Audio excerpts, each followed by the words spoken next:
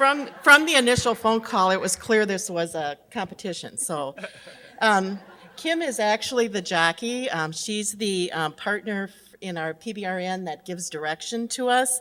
And since local public health is where the hooves hit the grass or the dirt, I am the horse. And in honor of my granddaughters who love Secretariat today, that's who I am. So what I'm going to do is go through some slides here quickly just to give you a sense of what we were looking at in Minnesota. We have a unique structure in Minnesota that supports our local public health system, and it's called the Statewide Community Health Services Advisory Committee, or SHAC.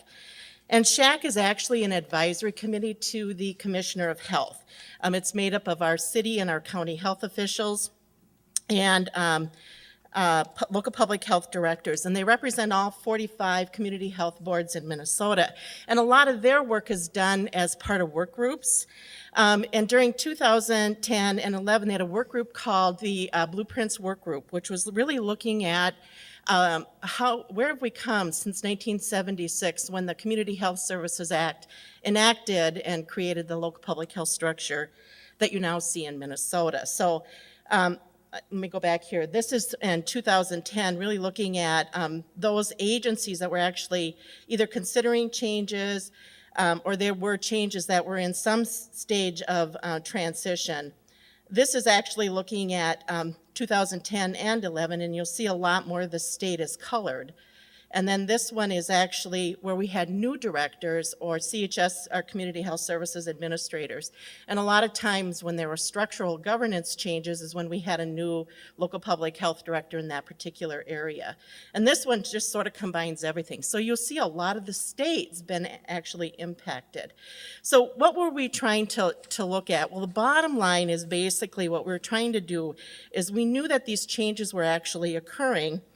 And we wanted to know really what happened when a local public health agency was either going through some kind of a structural governance change, particularly if it was looking at becoming part of a bigger entity. We're seeing a lot of counties merging, instead of merging with other counties, merging departments within the county, and a lot of human service agencies forming in Minnesota. So we really wanted to look at that.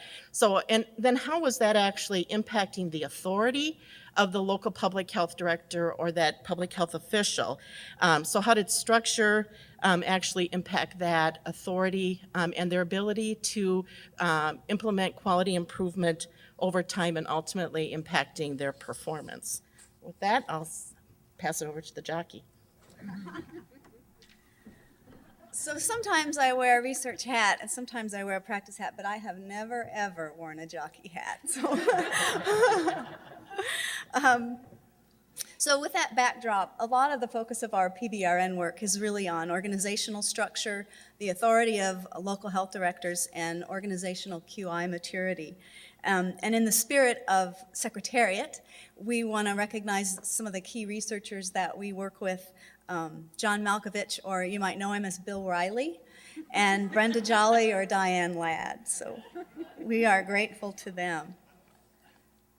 So as Renee said, we have this statewide work group of elected officials and local health directors really meeting to chart the course for the future of public health in Minnesota. And they were looking at a whole host of things. But one key question was, how do we position health directors for success?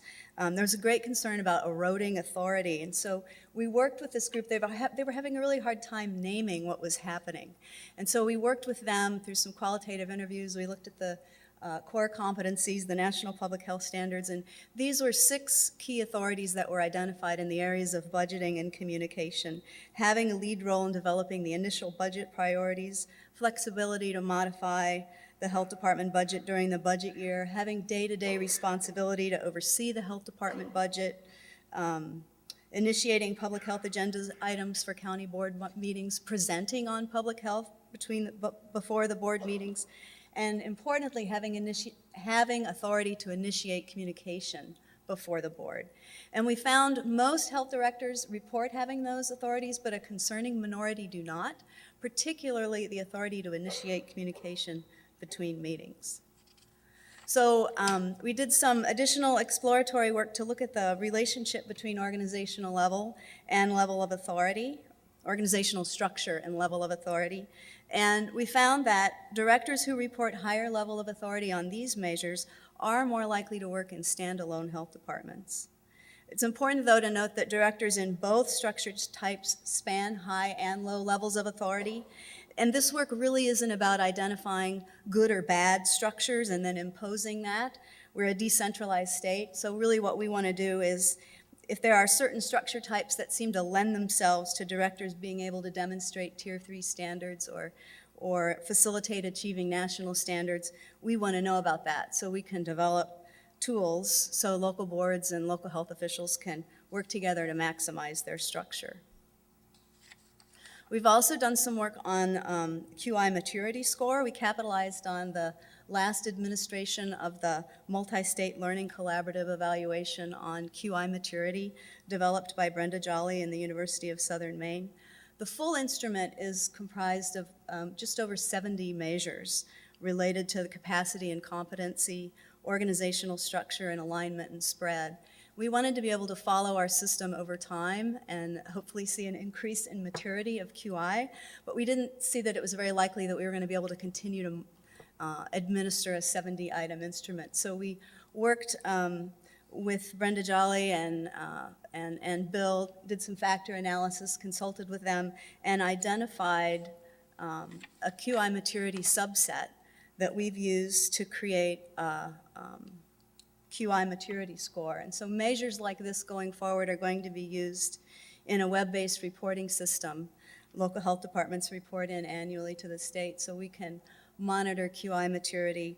But we also have a research interest. We want to use these scores to categorize health departments and determine whether population size, structure, governance, other local health department characteristics are related to QI maturity. And ultimately, we're working toward examining a relationship between QI maturity and performance. So just to give you a quick look, these items were equally weighted. In the interest of time, I won't go into a lot of detail, but we came up with a QI maturity score for each local health department and ranked them into 3 categories. Low, which basically corresponds on the QI roadmap available through NACCHO, basically no or not just starting QI. Medium, having some ad hoc QI activities, and then high here is really having formalized QI activities across the organization and QI culture. And you can see here that most of the health departments in Minnesota are in the medium and low range.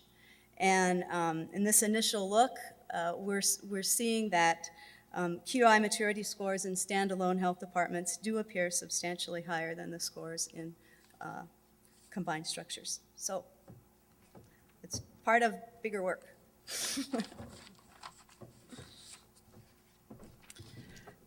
So we knew that there were these changes that were occurring in the system. One of the visions that the SHAC work group had actually identified was this need to raise the bar for local public health, and that quality improvement really needed to be a priority in the system.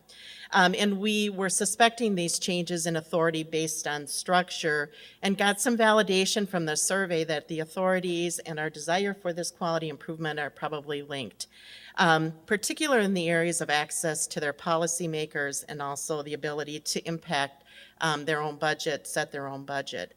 And that, knowing that those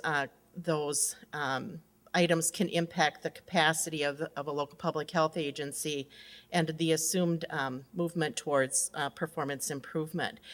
So there were lots of recommendations that came out of this blueprint work group to actually look at improving the system and ultimately impacting the quality improvement progress in local public health. And the very first thing that came out of here, the first product, was a resource guide that actually helped local agencies as they were looking at redoing organizational structures or governance structures.